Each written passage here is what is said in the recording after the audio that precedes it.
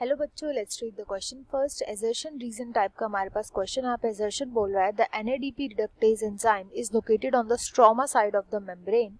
Reason इसका दिया गया along with electrons protons are necessary for the reduction of NADP plus to NADPH plus H plus ions। यहाँ पे हमें options दिए हुए both assertion reason are true and the reason is correct explanation of assertion। both assertion reason are true but reason is not the correct explanation of assertion। assertion is true but the reason is false। assertion is false but the reason is true। और both assertion reason are false। ये हमें यहाँ पे बताना है कौन सा यहाँ पे जो ऑप्शन है वो करेक्ट ऑप्शन है। यहाँ पे जो की कॉन्सेप्ट यूज किया जाएगा वो होगा नॉन साइक्लिक फोटो फॉस्फोराइलेशन का। नॉन साइक्लिक फोटो फॉस्फोराइलेशन होता है वो प्रोसेस जो कि सबसे पहले तो नाम से पता चल रहा है नॉन साइक्लिक होता है, इसमें साइकिल अगेन अगेन नहीं चलती।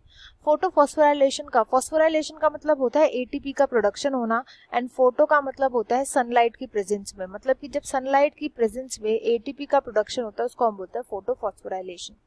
अब इस प्रोसेस के लिए होता है क्या नॉन साइक्लिक में होता है कि जो फेराडॉक्सिन होता है, फेराडॉक्सिन जो होता है वो अपने इलेक्ट्रॉन्स किसको दे देता है, फेराडॉक्सिन अपने इलेक्ट्रॉन्स पास ऑन कर देता है NADP रिडक्टेज एंजाइम को। NADP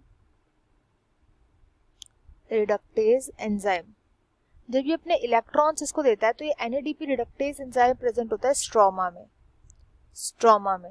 एंड जो नॉन साइक्लिक फोटोफॉस्फोराइलेशन स्टार्ट होती है वो PS1 से स्टार्ट होती है। ये PS1 प्रेजेंट होता है जो थाइलाकॉइड की मेम्ब्रेन होती है उस मेम्ब्रेन में प्रेजेंट होता है, जबकि स्ट्रोमा में प्रेजेंट होता है ये reductase enzyme NADP reductase enzyme. तो जब ये इलेक्ट्रॉन इसके पास पहुंचता है तो NADP रिडक्टेज का मतलब क्या हुआ, ये NADP को कन्वर्ट कर देता है इनटू NADPH में कन्वर्ट कर देता है। तो ये कहाँ पे बना होता है, स्ट्रोमा में। अब इसके पास जो हाइड्रोजन आता है दैट इज जो प्रोटॉन इसके पास आता है वो आता है स्ट्रोमा में।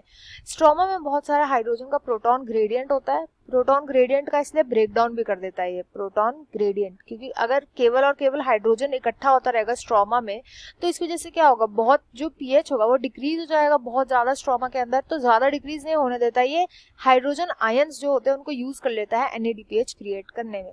अब यहाँ पे जो एजर्शन बोल रहा है कि NADP रिडक्टेज एंजाइम स्ट्रोमा में होता है वो तो करेक्ट है ही है, एजर्शन यहाँ पे करेक्ट बात बोल रहा है। इसके बाद जो रीजन बोला गया है वो है कि along with electrons protons are necessary for reduction. तो हमने देख लिया कि यहाँ पे इलेक्ट्रॉन भी रिक्वायर्ड होता है और प्रोटॉन भी रिक्वायर्ड होता है NADPH2 के बनने के लिए।